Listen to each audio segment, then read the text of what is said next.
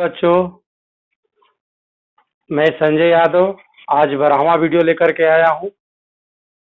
कल 11वां वीडियो डाले थे, जो गलती से 10वां वीडियो लिख दिया गया, वो 11वां वीडियो है।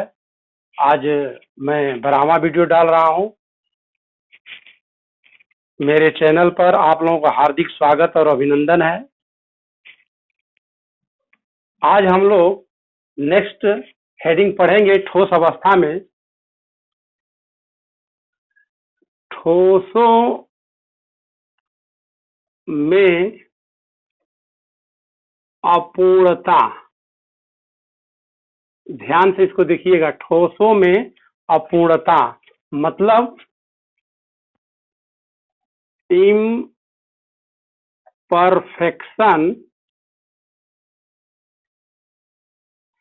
इम्परफेक्शन को डिफेक्ट कहते हैं। डिफेक्ट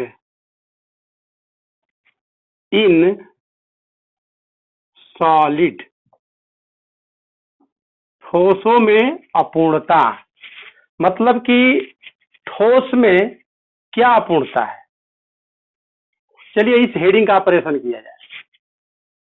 कह रहे कि ठोसों में अपूर्णता। ठोस तो सभी हैं, लेकिन ठोस में क्या ऐसी चीज अधूरी हो जाती है जिसके कारण ठोस में दोष उत्पन्न हो जाता है। अपूर्णता का मतलब दोष। अपूर्णता का मतलब क्या हुआ? दोष। थोड़ा सा हम पीछे ले चलते हैं आप लोगों को।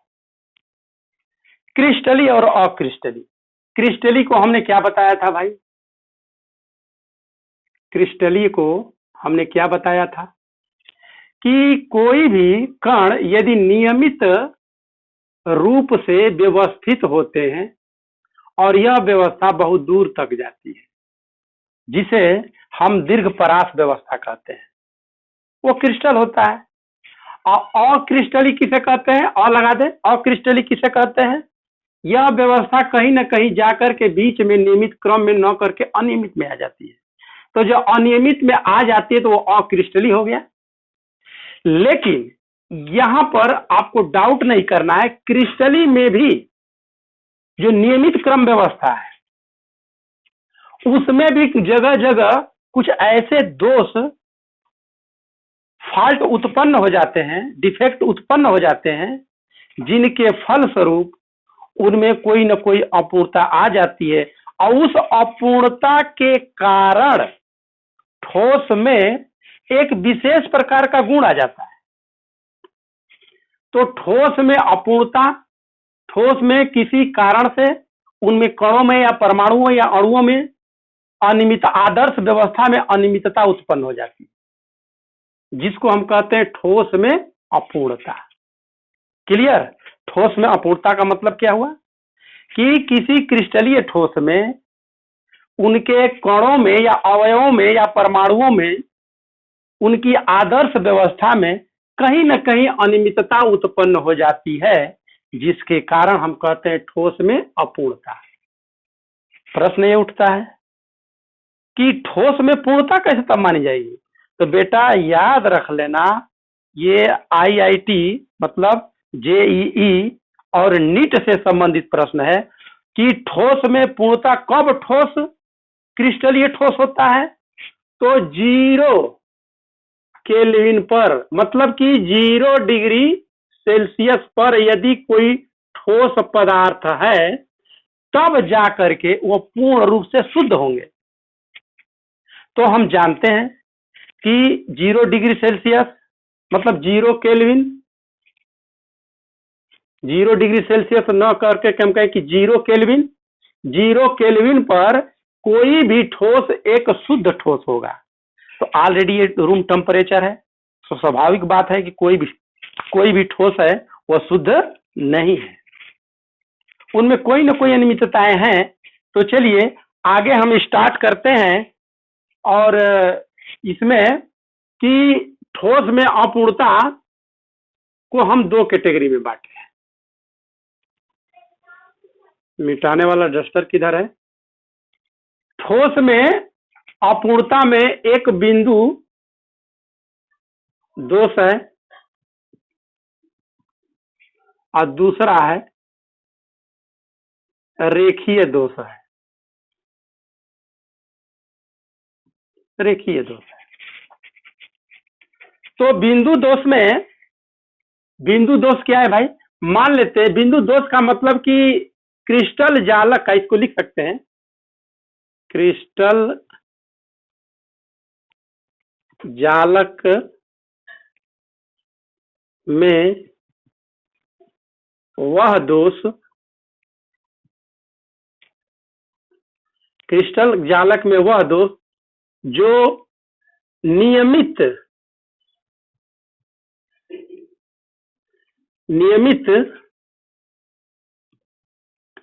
आदर्श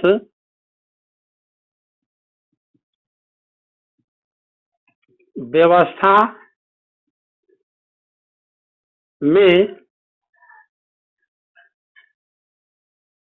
आदर्श व्यवस्था के कणों में, इस तरह आदर्श व्यवस्था के कणों में दोष उत्पन्न हो जाता है, उत्पन्न हो जाता है, उसे हम कहते हैं बिंदु दोष। अब यह बिंदु, जैसे इसको समझे ब्लैक बोर्ड पर, मान लेते हैं कि यह कोई नियमित क्रम व्यवस्था इस तरह है, ठीक है, एक दूसरे के ये पैक है, इस तरह हम दूर दिखा रहे हैं लेकिन पैक है, तो कहीं कहीं यह बीच में आ गए, कहीं से कोई कण इधर आ गया, नियमित क्रम में नहीं है, फिर इसी तरह हम जा रहे हैं, इसी तरह नियमित क्रम में कोई इधर आकर के लग गया कोई कण। तो ऐसे दोष जिस क्रिस्टलीय जालक के अंदर उत्पन्न हो जाएंगे उसको कहते हैं बिंदु दोष। बिंदु दोष का मतलब किसी क्रिस्टल जालक दोष में बिंदु, बिंदु का मतलब कण, कण का मतलब परमाणु, कहीं आदर्श व्यवस्था में अनियमितता उत्पन्न कर देते हैं, उसी को कहते हैं बिंदु दोष। अब इस बिंदु दोष में, अब यहाँ पर इस बिंदु दोष को देखो, अच्छा रेखीय दोष किसे कहते हैं? रेखीय दोष इसे पढ़ना नहीं है लेकिन इसको परिभाषित हम कर दे रहे हैं, ये आपके सिलेबस में नहीं है लेकिन इसका डिफिनेशन जान जाए। रेखीय दोष कह रहा है कि किसी क्रिस्टल जालक के अंदर उनकी जो पंक्ति है, किसी क्रिस्टल जालक के अंदर जो ये पंक्तियां जा रही हैं, जो एक दूसरे में यह इस तरह क्रिस्टल जालक का निर्माण करती हैं, क्रिस्टल जालक का निर्माण करती हैं, तो कहीं न कहीं इनमें कहीं न कहीं अनियमितता उत्पन्न हो जाएगी। मतलब कि रेखीय जो व्यवस्था है ये क्रिस्टल जालक में, तो ये तो इधर उधर कण के चारों तरफ अनियमितता आदर्श व्यवस्था हो जा रही थी, लेकिन इसमें क्या होगा कि कहीं न कहीं ये रेखीय पंक्तियों में कहीं न कहीं अनियमितता उत्पन्न हो जाती है, उसको हम कहते हैं रेखीय दोष। क्लियर? अब चलते हैं बिंदु दोष। बिंदु दोष को हमने परिभाषित कर दिया। अब इस बिंदु दोष को, अब इस बिंदु दोष को जो है थोड़ा मिटाने वाला, ये बिंदु दोष, रेखीय दोष और बिंदु दोष को हमने परिभाषित कर दिया, इसको हमको नहीं पढ़ना है। बिंदु दोष, इसको हम 3 कैटेगरी में बांट रहे हैं। ध्यान से सुनिएगा भाई, केवल लेक्चर देंगे और लेक्चर के हिसाब से आप नोट बनाना होगा तो बना लेंगे आप। बिंदु दोष में जो पहला दोष है स्टाकियोमेट्री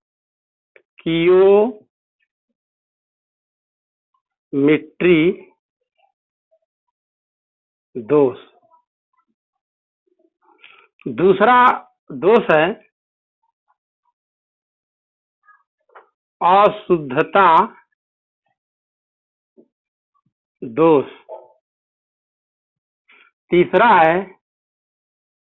नॉन स्टाकियोमेट्री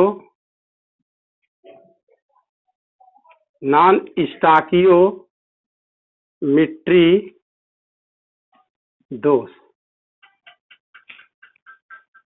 सबसे पहले हम इसको लेकर के चलेंगे, ध्यान से देखते रहिएगा आप। सबसे पहले हम इसको लेकर के चलेंगे। अब इसमें स्टाकियोमेट्रिक दोष किसे कहते हैं? स्टाकियोमेट्रिक दोष वह दोष है जिसमें कोई भी कण, चाहे धनायन हो या ऋणायन हो या उदासीन हो, इसमें बराबर का अंतर होगा। अगर मान लेते हैं किसी क्रिस्टल दोष में से, यदि किसी क्रिस्टल दोष में से अगर मान लेते हैं कि कोई आयनिक ठोस है, या परमाणविक ठोस है या आणविक ठोस है, जो भी ठोस हो, अगर इसमें से अगर एक धनायन रिक्त हो जाता है, नहीं रहता है उपस्थित, तो एक ऋणायन भी गायब रहेगा। दोनों का अनुपात बराबर होना चाहिए स्टोइकियोमेट्रिक दोष में। उसको कहते हैं स्टोइकियोमेट्रिक दोष।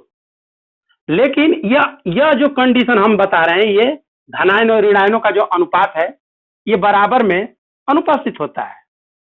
लेकिन उदासीन परमाणु होते हैं, उनमें भी कुछ ऐसे हो कि उनके अनुपात में परिवर्तन हो जाता है। उदासीन परमाणु के में होता है स्टोइकियोमेट्रिक दोष। इसके आधार पर स्टोइकियोमेट्रिक दोष को हम 4 कैटेगरी में बांट रहे हैं। कितने कैटेगरी में बांट रहे हैं? 4 कैटेगरी में। यहां पर हम 4 कैटेगरी में बांट रहे हैं।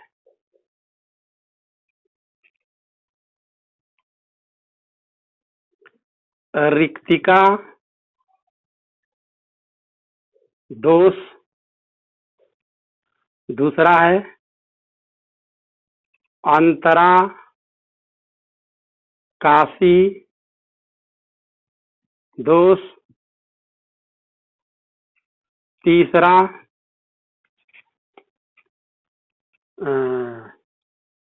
फ्रैंकल दोष, और चौथा है साटकीय दोष। ये जो फ्रैंकल दोष और साटकी दोष देख रहे हैं, बहुत परीक्षा के पर्पज से कहीं भी कंपटीशनों में या यूपी बोर्ड में बहुत इंपॉर्टेंट है। फ्रैंकल दोष और साटकी दोष में अंतर क्या है भाई, इस पर ज्यादा विशेष फोकस कीजिएगा, ठीक है। अब हम ये रिक्तिका दोष है, अब रिक्तिका दोष को हम परिभाषित करें। रिक्तिका दोष किसे कहते हैं? किसी भी क्रिस्टल जालक में या किसी भी क्रिस्टल में क्या होता है कि जैसे मान लेते हैं कि यह अवयव है, ठीक है, यह अवयव है। इस अवयव में यदि कहीं से ये अवयव ये गैप हो जाता है, ये गैप यहाँ पर इस तरह दिखाते हैं, देखिए ये जो कणों की व्यवस्था है ये नियमित क्रम में जा रहा है और यह व्यवस्था खाली हो जा रही है, यहाँ पर रिक्त हो जा रहा है, यहाँ कण जो है रिक्त हो जा रहा है। तो ये कण जो रिक्त हो जा रहा है, ऐसी स्थिति में किसी भी क्रिस्टल में इस प्रकार के दोष उत्पन्न होते हैं, उसको कहते हैं रिक्तिका दोष। यह कोई जरूरी नहीं कि यहीं पे ये खाली हो, बाद में इसी तरह क्रिस्टल को जाएंगे कहीं और खाली हो जाएंगे। तो जिस क्रिस्टल जालक के अंतर्गत ये जो नियमित क्रम व्यवस्था है, कहीं न कहीं कोई कण रिक्त हो जाते हैं, जिनके कारण उस क्रिस्टल में दोष उत्पन्न हो जाता है, उसको हम कहते हैं रिक्तिका दोष। दूसरा आता है अंतराकाशी दोष। अंतराकाशी दोष क्या है भाई? करे किसी भी क्रिस्टल जालक के अंतर्गत, यहां पर देखें, ये यहां पर उसमें तो हम रिक्तिका दोष में खाली दिखाए थे, अब यहां पर हम खाली नहीं दिखा रहे हैं, ये नियमित क्रम व्यवस्था जा रही है, इसको डिफाइन कर रहे हैं। अंतराकाशी दोष क्या है?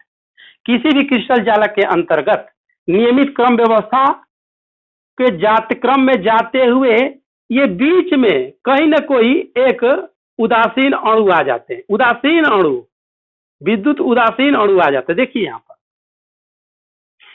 ये जो आप स्पेस देख रहे हैं, ये खाली जगह देख रहे हैं, ये खाली जगह देख रहे हैं, इसी को हम कहते हैं अंतराकाशी स्थान। ध्यान से सुनिएगा, ये जो बीच में जो जगह खाली है, इसको हम कहते हैं अंतराकाशी स्थान। तो अंतराकाशी किसी क्रिस्टल जालक के अंतर्गत कोई अवयव कण, उदासीन कण लेके होगा, उदासीन कण में आप बल देकर के बता रहे हैं, क्योंकि इसमें भी यही दोष आ सकते हैं। जब इसमें दोष आएंगे, या इसमें दोष आएंगे तो वो दूसरी चीज हो जाएगी। विद्युत उदासीन कण यदि बीच में आ जाते हैं, जिनके कारण क्रिस्टल में दोष उत्पन्न हो जाता है, उसको हम कहते हैं अंतराकाशी दोष। अब चर्चा हम करेंगे, फ्रैंकल दोष और साटकी दोष पढ़ना है। इसमें ये 12वां वीडियो नंबर था और ये 13वें वीडियो में मैं इसको, ये लंबा वीडियो हो जाने के कारण ये हम आपको 13वें वीडियो में हम पढ़ाएंगे और इसको ध्यान से आप लोग देखिए।